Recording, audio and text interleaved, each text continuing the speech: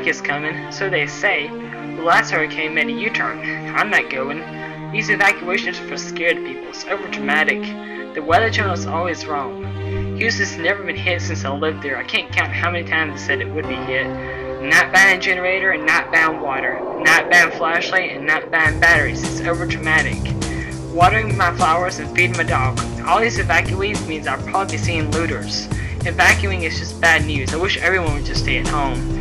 This can't be right. The hurricane's in Houston. What do? I can't go outside.